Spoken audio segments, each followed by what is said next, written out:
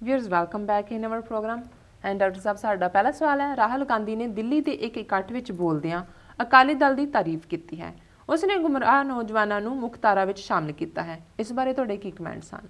ਮੇਰਾ ਖਿਆਲ ਹੈ ਸ਼ਾਇਦ ਗਲਤ ਰਿਪੋਰਟ ਹੋਇਆ ਹੈ। ਇਹ ਇਕੱਠ ਦਿੱਲੀ ਦੇ ਵਿੱਚ ਨਹੀਂ, ਅਮੇਠੀ ਦੇ ਵਿੱਚ, ਜਿੱਥੇ ਕਿ ਤਰੂਸੰਤੀ ਇੱਕ ਥਾਂ ਹੈ, ਉੱਥੇ CRPF ਦਾ ਸਿਖਲਾਈ ਕੇਂਦਰ ਹੈ ਜੀ, ਉੱਥੇ ਜਿਹੜਾ ਰਾਹੁਲ ਗਾਂਧੀ ਨੇ ਐਡਰੈਸ ਕੀਤਾ ਔਰ ਇਹ ਬੜਾ ਦਿਲਚਸਪ ਹੈ ਉਹਦਾ ਐਡਰੈਸ। ਉਹਦੇ 'ਚ ਦੋ ਤਿੰਨ ਉਸ ਦੇ ਨੁਕਤੇ ਨੇ ਜੀ। ਇੱਕ ਤਾਂ ਕਿਵੇਂ ਰਾਹੁਲ ਗਾਂਧੀ ਅੱਜ ਵੀ ਆਪਣੀ ਸਿਕਿਉਰਿਟੀ ਨੂੰ ਲੈ ਕੇ ਖੌਫਜ਼ਦਾ ਹੈ, ਘਬਰਾਇਆ ਹੋਇਆ ਹੈ, ਜਿਵੇਂ ਇਹਦਾ ਪਿਓ ਘਬਰਾਇਆ ਰਿਹਾ ਰਾਹੁਲ ਗਾਂਧੀ ਜੀ, ਕਿਉਂਕਿ ਜਿਵੇਂ ਉਹ ਕਹਿੰਦੇ ਨੇ ਪੰਜਾਬੀ 'ਚ ਆਮ ਤੌਰ 'ਤੇ ਵੀ ਪਾਪ ਕੰਬਦੇ ਨੇ ਜੀ, ਉਹ ਅੰਦਰ ਪਾਪ ਹੁੰਦਾ ਹੈ। ਉਹ ਹੁਣ ਜੋ ਕੁਛ ਇਹਨਾਂ ਨੇ ਸਿੱਖਾਂ ਨਾਲ ਕੀਤਾ ਹੈ, ਇਹਨਾਂ ਦੀਆਂ 3-4 ਪੀੜ੍ਹੀਆਂ ਨੇ, ਉਹ ਇਹਨਾਂ ਦੇ ਅੰਦਰ ਕੰਬਦੇ ਰਹਿੰਦੇ ਨੇ ਔਰ ਹਮੇਸ਼ਾ ਇਹ ਸਿੱਖਾਂ ਦਾ ਇਹ ਖੌਫ ਇਹਨਾਂ ਨੂੰ ਜਿਹੜਾ ਹੈ। ਔਰ ਇਹਦੇ ਬਾਰੇ ਇੱਕ ਸੋਨੀਆ ਗਾਂਧੀ ਦਾ ਇੰਟਰਵਿਊ ਵੀ ਆਇਆ ਹੈ ਕਿ ਜੀ ਜਦੋਂ ਇੰਦਰਾ ਗਾਂਧੀ ਦੀ dead body all India institute ਪਈ ਸੀ ਤੇ ਰਾਜੀਵ ਗਾਂਧੀ ਆਇਆ ਤੇ ਉਹਨੇ ਜਿਹੜਾ ਉਹ ਕਲਕੱਤੇ ਤੋਂ ਆਇਆ ਸੀ, ਏਅਰਪੋਰਟ ਤੋਂ ਸਿੱਧਾ ਆਇਆ ਜੀ, ਤੇ ਇਹ ਉਹਨੇ PC ਅਲੈਗਜ਼ੈਂਡਰ ਨੇ ਵੀ ਲਿਖਿਆ, ਜਿਹੜਾ ਉਹਨਾਂ ਦਾ PA ਸੀ, ਉਹਨੇ ਕਿਤਾਬ ਲਿਖੀ ਹੈ ਜੀ।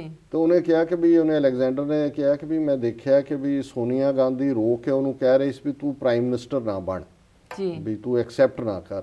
ਜੀ, ਜੀ। ਤੇ ਸੋਨੀਆ ਨੂੰ ਇੰਟਰਵਿਊ 'ਚ ਉਹਨੇ ਪੁੱਛਿਆ ਵੀ ਤੂੰ ਰੋ ਰਹੀ ਸੀ ਕਿਆ? ਉਹ ਕਹਿੰਦੀ ਵੀ ਹਾਂ ਜੀ। ਤੇ ਕਹਿੰਦੇ ਕਿਉਂ? ਕਹਿੰਦੇ ਵੀ ਮੈਨੂੰ ਡਰ ਸੀ ਵੀ ਇਹਨੂੰ ਮਾਰ ਦੇਣਾ ਕਿਸੇ ਨੇ, ਇਹਨੂੰ ਕਿਸੇ ਉਹਨੇ ਸਿੱਖ ਤੇ ਨਹੀਂ ਕਿਹਾ ਵੀ ਮਾਰਿਆ ਜਾਏਗਾ ਜੀ। ਤੇ ਕਹਿੰਦੇ ਫਿਰ ਤੂੰ ਇਹ ਗੱਲ ਕਹੀ ਉਹਨੂੰ? ਕਹਿੰਦੇ ਹਾਂ ਮੈਂ ਉਹਨੂੰ ਕਿਹਾ। ਫਿਰ ਉਹਨੇ ਕੀ ਕਹਿੰਦਾ ਵੀ ਉਹਨੇ ਕਿਹਾ ਵੀ ਆਈਲ ਬੀ ਕਿਲਡ ਐਨੀਵੇ। ਜੀ, ਜੀ। ਹੁਣ ਇਹ ਹੈ, ਹੁਣ ਉਦੋਂ ਤੱਕ ਕੋਈ ਰਾਜੀਵ ਗਾਂਧੀ ਨੇ ਅਦਰ ਦੈਨ ਕਿਉਂਕਿ ਸਿੱਖਾਂ ਦੀ ਨਸਲਕੁਸ਼ੀ ਦਾ ਆਰਡਰ ਕੀਤਾ ਹੋਇਆ ਸੀਗਾ ਜੀ, ਸ਼੍ਰੀਲੰਕਾ ਪਾਲਿਸੀ ਤਾਂ ਬਾਅਦ ਚ ਆਈ, ਸੋ ਉਦੋਂ ਵੀ ਇਹਨੂੰ ਵੀ ਖੌਫ ਸੀ, ਉਹਨੂੰ ਵੀ ਖੌਫ ਸੀ। ਹੁਣ ਰਾਹੁਲ ਗਾਂਧੀ ਨੇ ਇੱਕ ਗੱਲ ਤਾਂ ਉਹਦੇ 'ਚ ਕਹੀ ਕਿ ਜੀ ਮੇਰੇ ਕੋਲ ਇੱਕ ਸਿੱਖ MLA ਆਇਆ, ਉਹਨੇ ਕਿਹਾ ਜੀ ਕਿ ਮੈਂ ਵੀ ਖਾਲਿਸਤਾਨੀ ਰਿਹਾ ਜੀ ਤੇ ਇੱਕ ਸਟੇਜ ਤੇ ਮੈਂ ਤੁਹਾਡੇ ਪਰਿਵਾਰ 'ਚੋਂ ਹੀ ਮਾਰਨਾ ਚਾਹੁੰਦਾ ਸੀ ਕਿਸੇ ਨੂੰ, ਪਰ ਮੈਂ ਮੁੱਖ ਧਾਰਾ 'ਚ ਆ ਗਿਆ ਤੇ ਮੈਂ ਦੇਖ ਲਓ ਕਿੰਨਾ ਬਦਲ ਗਿਆ ਜੀ। ਹੁਣ ਰਾਹੁਲ ਗਾਂਧੀ ਨੇ ਇਸ ਮੌਕੇ ਤੇ ਜਿੱਥੇ ਅਕਾਲੀਆਂ ਨੂੰ ਦੀ ਤਾਂ ਅਸੀਂ ਹਮੇਸ਼ਾ ਕਹਿੰਦੇ ਰਹੇ ਹਾਂ ਕਿ ਵੀ ਜੋ ਪੰਜਾਬ 'ਚ ਅੱਜ ਕਾਂਗਰਸ ਦਾ ਆਪਣਾ ਹਸ਼ਰ ਹੋਇਆ, ਅਮਰਿੰਦਰ ਸਿੰਘ ਦਾ ਖਾਸ ਤੌਰ ਤੇ ਜੀ, ਇਸ ਜਾਂ ਬਾਦਲ ਜਾਂ ਉਹਨਾਂ ਦੀ ਗੁੰਡਾਗਰਦੀ ਬੇਰੋਕ ਟੋਕ ਚੱਲ ਰਹੀ ਹੈ ਜੀ, ਇਹ ਹਿੰਦੁਸਤਾਨ ਦੀਆਂ ਏਜੰਸੀਆਂ ਹੀ ਚਾਹੁੰਦੀਆਂ ਨੇ ਕਿ ਬਾਦਲ ਰਹੇ ਕਿਉਂਕਿ ਉਹਨਾਂ ਨੂੰ ਸੂਟ ਕਰਦਾ। ਔਰ ਇਹ ਗੱਲ ਰਾਹੁਲ ਗਾਂਧੀ ਦੇ ਮੂੰਹੋਂ ਨਿਕਲੀ ਡਿਫਰੈਂਟ ਕੰਟੈਕਸਟ। ਉਹਦੇ ਐਗਜ਼ੈਕਟ ਸ਼ਬਦ ਨੇ, ਪਹਿਲੀ ਗੱਲ ਉਹਨੇ ਕਹੀ ਜੀ ਕਿ CRPF ਦੀ ਮੌਜੂਦਗੀ ਕਾਰਨ ਅਮਲ ਬਹਾਲ ਹੋਣ ਸਦਕਾ ਕਾਂਗਰਸੀ ਤੇ ਅਕਾਲੀ ਸਿਸਟਮ ਵਿੱਚ ਉਸ ਨੂੰ ਥਾਂ ਦਿੰਦੇ ਸਨ ਅਤੇ ਉਸ ਖਾਲਿਸਤਾਨੀ ਸਮਰਥਕ ਦਾ ਰੋਹ ਸ਼ਾਂਤ ਹੋ ਜਾਂਦਾ ਹੈ ਅਤੇ ਉਹ ਮੁੱਖ ਧਾਰਾ ਵਿੱਚ ਆ ਜਾਂਦਾ ਹੈ। ਜੀ। ਹੁਣ ਉਹ ਉਸ ਬੰਦੇ ਦੀ ਗੱਲ ਕਰ ਰਿਹਾ ਜਿਹਨੇ ਕਿਹਾ ਕਿ ਜੀ ਮੈਂ ਤੁਹਾਡੇ ਟੱਬਰ ਨੂੰ ਮਾਰਨਾ ਸੀ ਜੀ, ਕਿ ਜੀ ਉਹਨਾਂ ਨੇ ਮੁੱਖ ਧਾਰਾ 'ਚ ਕਾਂਗਰਸ ਨੇ ਥਾਂ ਦਿੱਤੀ ਤੇ ਅਕਾਲੀਆਂ ਨੇ ਦਿੱਤੀ। ਫਿਰ ਉਹ ਅੱਗੋਂ ਇਹ ਕਹਿੰਦਾ ਦੇਸ਼ ਵਿੱਚ ਬਹੁਤ ਰੋਹ ਹੈ, ਇਸ ਨੂੰ ਵੀ ਸ਼ਾਂਤ ਕੀਤਾ ਜਾਣਾ ਚਾਹੀਦਾ ਜਿਵੇਂ ਪੰਜਾਬ ਵਿੱਚ ਕੀਤਾ ਗਿਆ। ਜੀ। ਹੁਣ ਇਹ ਜਿਹੜਾ ਪੰਜਾਬ ਮਾਡਲ ਹੈ ਕਿ ਸਿੱਖਾਂ 'ਚੋਂ ਖਰੀਦੋ ਇੱਕ ਪਹਾੜਾ ਸਿੰਘ, ਜੀ, ਉਸ ਨੂੰ ਸਥਾਪਿਤ ਕਰੋ, ਪੂਰੀ ਉਹਨੂੰ ਤਾਕਤ ਦਿਓ ਤੇ ਉਹਨੂੰ ਕਰ ਲੈਣ ਦਿਓ ਮਨ ਮਰਜ਼ੀਆਂ, ਟੱਬਰ ਦਾ ਲਈ ਉਹ ਸਾਰਾ ਜਗੀਰ ਬਣਾ ਲੇ ਜੀ, ਤੇ ਉਹ ਆਪ ਹੀ ਜਿਵੇਂ ਲੱਕੜੀ ਦਾ ਦਸਤਾ ਜਿਹੜਾ ਹੈ ਉਹ ਉਹਨਾਂ 'ਚੋਂ ਹੀ ਬਣਦਾ। ਜੀ। ਸੋ ਇਹ ਗੱਲ ਰਾਹੁਲ ਗਾਂਧੀ ਦੀ ਸਾਬਤ ਕਰਦੀ ਹੈ ਕਿ ਕਿਵੇਂ ਬਾਦਲ ਜਿਹੜਾ ਹੈ ਉਹ ਕਾਂਗਰਸ ਦਾ ਚਹੇਤਾ ਹੈ, BJP ਦਾ ਤਾਂ ਹੈ ਹੀ ਹੈ ਕਿਉਂਕਿ ਹਿੰਦੂਤਵੀਆਂ ਦਾ ਏਜੰਡਾ ਲਾਗੂ ਕਰ ਰਿਹਾ। ਸੋ ਇਹ ਹੈ ਜਦੋਂ ਦੋਨੋਂ ਹੀ A ਤੇ B ਟੀਮਾਂ ਹਿੰਦੂਤਵਾਦੀਆਂ ਬਾਦਲ ਤੇ ਮਿਹਰਬਾਨ ਨੇ ਤੇ ਉਹਨੂੰ ਕਿਨੇ ਜਿਹੜਾ ਉਹਨੂੰ ਕੋਈ ਹਿਲਾ ਸਕਦਾ ਜੀ। ਸੋ ਇਹ ਦਿਲਚਸਪ ਇਨਕਸ਼ਾਫ ਹੈ ਜਿਹੜਾ ਬਾਹਰ ਆਇਆ। ਜੀ, ਜੀ। ਡਾਕਟਰ ਸਾਹਿਬ ਸਾਡਾ ਅਗਲਾ ਸਵਾਲ ਹੈ ਮਹਾਰਾਜਾ ਫਰੀਦਕੋਟ ਦੇ ਪਰਿਵਾਰ ਨਾਲ ਸੰਬੰਧਿਤ ਦੋ ਬੀਬੀਆਂ ਨੂੰ ਪਰਿਵਾਰਕ ਜਾਇਦਾਦ ਦੇ 20,000 ਕਰੋੜ ਰੁਪਏ ਦਾ ਅਦਾਲਤੀ ਹੱਕ ਮਿਲਿਆ ਹੈ। ਇਸ ਬਾਰੇ ਤੁਹਾਡੇ ਕੀ ਵਿਊਜ਼ ਹਨ? ਦੇਖੋ ਹੁਣੇ ਹੀ ਮੈਂ ਪਹਾੜਾ ਸਿੰਘ ਦਾ ਨਾਮ ਲਿਆ, ਸ਼ਾਇਦ ਸਾਡੇ ਕਈ ਦਰਸ਼ਕਾਂ ਨੇ ਪਹਿਲਾਂ ਸੁਣਿਆ ਨਾ ਹੋਏ। ਜੀ। ਇਹ ਫਰੀਦਕੋਟ ਦੀ ਰਿਆਸਤ ਜਿਹਦੇ 'ਚ ਇਹ ਦੋਨੋਂ ਹੀ ਬੀਬੀਆਂ ਅੰਮ੍ਰਿਤ ਕੌਰ ਤੇ ਦਪਿੰਦਰ ਕੌਰ, ਇਹ ਸਰ ਹਰਿੰਦਰ ਸਿੰਘ ਬਰਾੜ ਜੀ ਉਸ ਦੀਆਂ ਡਾਟਰਸ, ਟਰਸਟ ਉਹਨਾਂ ਨੇ ਇੱਕ ਬਣਾ ਦਿੱਤਾ ਮਹਾਰਾਵਲ ਖੇਵਾ ਟਰਸਟ। ਜੀ। 30,000 ਕਰੋੜ ਦੀ ਜਾਇਦਾਦ ਹੈ ਜੀ, ਜਿਹਦੇ 'ਚ 3,000 ਏਕੜ ਜ਼ਮੀਨ ਹੈ, ਇੱਕ ਹਵਾਈ ਅੱਡਾ ਹੈ, 3 ਵਿਦੇਸ਼ੀ ਜਹਾਜ਼ ਨੇ, 2 ਕਿਲੇ ਨੇ, ਰਾਜ ਮਹਿਲ ਹੈ, 2 ਦਰਜਨ ਤੋਂ ਜ਼ਿਆਦਾ ਆਲੀਸ਼ਾਨ ਇਮਾਰਤਾਂ ਨੇ, ਹੀਰੇ, ਸੋਨਾ, ਚਾਂਦੀ, ਅਸਲਾ ਖਾਨਾ, ਅਜਾਇਬ ਘਰ। ਜੀ ਜੀ ਹੁਣ ਇਹ ਫਰੀਦਕੋਟ ਜਿਹੜੀ ਹੈ ਇਹ ਰਿਆਸਤ ਸੀ, ਇਹ ਫੂਲਕਿਆਂ ਦੇ ਹੀ ਨੇ, ਜਿਹਦੇ ਚੋਂ ਪਟਿਆਲਾ ਨਾਭਾ ਨਿਕਲੇ। ਜੀ ਇਹ ਮੈਂ ਪਹਾੜਾ ਸਿੰਘ ਦਾ ਜ਼ਿਕਰ ਇਸ ਲਈ ਕੀਤਾ ਕਿ ਸਿੱਖਾਂ 'ਚ ਹੁਣ ਇਹ ਤਾਂ ਕਿਵੇਂ ਝਗੜਾ ਹੋਇਆ, ਇਹਦਾ ਮੁੰਡਾ ਮਰ ਗਿਆ ਸੀ, ਇਹਦਾ ਹਰਿੰਦਰ ਸਿੰਘ ਦਾ 1981 'ਚ, ਉਸ ਤੋਂ ਬਾਅਦ ਇਹ ਟਰਸਟ ਬਣ ਗਏ, ਆਪ ਕੁੜੀਆਂ ਹੀ ਨੇ ਜੀ। ਪਰ ਜਿਹੜਾ ਤੁਸੀਂ ਪੰਥ ਨਾਲ ਧਰੋਹ ਕਰਕੇ ਅੱਜ ਅਦਾਲਤਾਂ ਫੈਸਲਾ ਕਰ ਰਹੀਆਂ, ਅੱਜ ਕਿਹੜੀ ਗੱਲ ਮੁੱਕ ਜਾਣੀ ਹੈ, ਅੱਗੇ ਜਾਣੀ ਜੀ। ਇਹ ਜਿਹੜਾ ਪਹਿਲੀ ਸਿੱਖਾਂ ਅੰਗਰੇਜ਼ਾਂ ਦੀ ਜੰਗ 1846 'ਚ ਹੋਈ, ਉਹਦਾ ਸਭ ਤੋਂ ਵੱਡਾ, ਬਾਕੀ ਤਾਂ ਡੋਗਰਿਆਂ ਨੇ ਕੀ ਕੀਤਾ, ਮਿਸਰਾਂ ਨੇ ਕੀ ਕੀਤਾ, ਲਾਲ ਸਿੰਘ, ਤੇਜ ਸਿੰਘ, ਗੁਲਾਬ, ਧਿਆਨ ਸਿੰਘ, ਉਹਨਾਂ ਸਾਰਿਆਂ ਦਾ ਸਾਨੂੰ ਪਤਾ ਹੈ ਜੀ। ਪਰ ਇਹਨਾਂ ਦਾ ਵਡੇਰਾ ਪਹਾੜਾ ਸਿੰਘ ਸੀ, ਜਿਹਦਾ ਨਾਂ, ਉਹਨੇ ਸਭ ਤੋਂ ਵੱਡੀ ਗਦਾਰੀ ਸਿੱਖਾਂ ਦੇ ਨਾਲ ਕੀਤੀ ਸੀ। ਔਰ ਉਸ ਦੇ ਲਈ ਮੈਂ ਸ਼ਾਹ ਮੁਹੰਮਦ ਨੇ ਹੀ, ਜਿਹਨੇ ਐਂਗਲੋ ਸਿੱਖ ਵਾਰ ਦਾ ਕਿੱਸਾ ਲਿਖਿਆ, ਜੀ ਜੀ, ਉਸ ਦਾ ਇਹ ਕਹਿਣਾ ਜੀ ਕਿ ਪਹਾੜਾ ਸਿੰਘ ਸੀ ਯਾਰ ਫਰੰਗੀਆਂ ਦਾ, ਸਿੰਘਾਂ ਨਾਲ ਸੀ ਉਸ ਦੀ ਗੈਰਸਾਲੀ, ਗੈਰਸਾਲੀ ਹੁੰਦਾ ਦੁਸ਼ਮਣੀ ਜੀ। ਪਹਾੜਾ ਸਿੰਘ ਸੀ ਯਾਰ ਫਰੰਗੀਆਂ ਦਾ, ਸਿੰਘਾਂ ਨਾਲ ਸੀ ਉਸ ਦੀ ਗੈਰਸਾਲੀ, ਉਹ ਤਾਂ ਭੱਜ ਕੇ ਲਾਟ ਨੂੰ ਜਾਏ ਮਿਲਿਆ, ਜਿਹੜਾ ਉਹਨਾਂ ਦਾ ਵਾਇਸਰਾਏ ਸੀ ਉਹਨੂੰ ਲਾਟ ਕਹਿੰਦੇ ਸੀ, ਲਾਟ ਸਾਹਿਬ ਜੀ। ਉਹ ਤਾਂ ਭੱਜ ਕੇ ਲਾਟ ਨੂੰ ਜਾਏ ਮਿਲਿਆ, ਗੱਲ ਜਾਏ ਦੱਸੀ ਸਾਰੀ ਭੇਤ ਵਾਲੀ, ਉੱਥੋਂ ਹੋ ਗਿਆ ਹਰਨ ਹੈ ਖਾਲਸਾ ਜੀ, ਚੰਦਾਂ ਹੱਥਾਂ ਦੀ ਮਾਰ ਕੇ ਮਿਰਗ ਛਾਲੀ, ਸ਼ਾਹ ਮੁਹੰਮਦਾ ਸਾਂਭ ਲੈ ਸਿਲੇ ਖਾਨੇ, ਛੱਡ ਗਏ ਨੇ ਸਿੰਘ ਮੈਦਾਨ ਖਾਲੀ। ਹੁਣ ਉਸ ਤੋਂ ਪਹਿਲੀ ਜਿਹੜੀ ਇੱਕ ਲੜਾਈ ਸਿੰਘਾਂ ਦੀ ਫਰੰਗੀਆਂ ਨਾਲ ਹੋਈ ਜੀ, ਉਹਦੇ 'ਚ ਅੰਗਰੇਜ਼ ਭੱਜ ਗਏ, ਪਰ ਸਿੰਘਾਂ ਦਾ ਵੀ ਇੰਨਾ ਕੁ ਨੁਕਸਾਨ ਹੋਇਆ ਵੀ ਸਿੰਘਾਂ ਨੂੰ ਲੱਗਾ ਕਿ ਵੀ ਅਸੀਂ ਜਿਹੜਾ ਲੂਜ਼ ਕਰ ਗਏ ਆ ਬੈਟਲ, ਜੀ। ਇਸ ਲਈ ਸਿੰਘ ਰਿਟਰੀਟ ਕਰ ਗਏ, ਪਰ ਅੰਗਰੇਜ਼ ਵੀ ਦੌੜ ਗਏ ਸੀ ਮੈਦਾਨ 'ਚੋਂ। ਇਹ ਪਹਾੜਾ ਸਿੰਘ ਨੇ ਜਾ ਕੇ ਲਾਟ ਨੂੰ, ਅੰਗਰੇਜ਼ ਨੂੰ ਕਿਹਾ ਤੁਸੀਂ ਕਾਹਨੂੰ ਭੱਜੇ ਜਾਂਦੇ ਹੋ, ਜੀ। ਉਹ ਤਾਂ ਸਿੰਘ ਦੌੜ ਗਏ ਨੇ ਮੈਦਾਨ 'ਚੋਂ, ਪਹਿਲਾਂ ਹੀ ਸਿੰਘ ਖਾਲੀ ਕਰ ਗਏ ਨੇ ਮੈਦਾਨ। ਜੀ। ਸੋ ਇਹਨੂੰ ਹੀ ਉਹਨੇ ਕਿਹਾ ਕਿ ਵੀ ਉਹ ਤਾਂ ਭੱਜ ਕੇ ਲਾਟ ਨੂੰ ਜਾਏ ਮਿਲਿਆ, ਗੱਲ ਜਾਏ ਦੱਸੀ ਸਾਰੀ ਭੇਤਵਾੜੀ, ਸੀਕ੍ਰੇਟ ਦੱਸੀ ਕਿ ਜੀ ਇਹ ਤੁਸੀਂ ਨਾ ਦੌੜੋ। ਉਹ ਵੀ ਰਿਟਰੀਟ ਕਰ ਰਹੇ ਨੇ ਕਿ ਵੀ ਉੱਥੋਂ ਤਾਂ ਉਹ ਮਿਰਗ ਦੀ ਤਰ੍ਹਾਂ ਛਾਲ ਮਾਰ ਕੇ ਖਾਲਸਾ ਹਰਨ ਹੋ ਗਿਆ।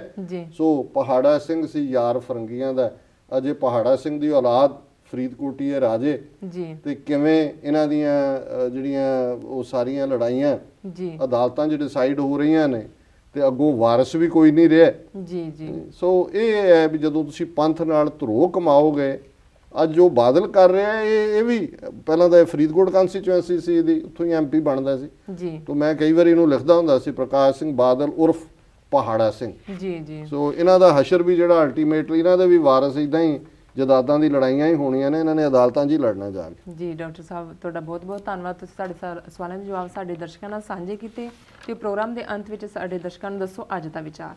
ਦੇਖੋ, ਅੱਜ ਦੇ ਵਿਚਾਰ ਲਈ ਅਸੀਂ ਬੁੱਲੇ ਸ਼ਾਹ ਲਹਿੰਦੇ ਪੰਜਾਬ ਦਾ ਹੀ ਨਹੀਂ, ਉਰਲੇ ਚੜ੍ਹਦੇ ਪੰਜਾਬ ਦਾ ਵੀ ਸਾਡਾ ਬੜਾ ਇੱਕ ਸਿੱਧਾ ਸਾਦਾ ਸਿੱਧੀ ਗੱਲ ਮਾਰਨ ਵਾਲਾ ਸਾਡਾ ਸੂਫੀ ਫਕੀਰ ਉਸ ਦੀ ਜਿਹੜੀ ਇੱਕ ਨਜ਼ਮ ਹੈ, ਕਾਫੀ ਲੰਬੀ ਨਜ਼ਮ ਸੀ, ਇੱਕ ਹਿੱਸਾ ਅਸੀਂ ਪਹਿਲਾਂ ਸ਼ੇਅਰ ਕੀਤਾ ਸੀ ਦਰਸ਼ਕਾਂ ਨਾਲ। ਉੱਠ ਜਾਗ ਘੁਰਾੜੇ ਮਾਰ ਨਹੀਂ, ਇਹ ਸੌਣ ਤੇਰੇ ਦਰਕਾਰ ਨਹੀਂ।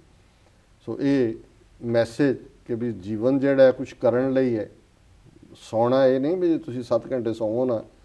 ਇਹ ਗਫਲਤ ਦੀ ਨੀਂਦ, ਜਦੋਂ ਤੁਸੀਂ ਮਾਇਆ ਦੀ ਨੀਂਦ, ਸੱਚ ਤੋਂ ਦੂਰ ਹੋ ਕੇ, ਸੱਚ ਨੂੰ ਭੁਲਾ ਕੇ ਆਪਣਾ ਜਿਹੜਾ ਤੁਸੀਂ ਕਰਦੇ ਹੋ।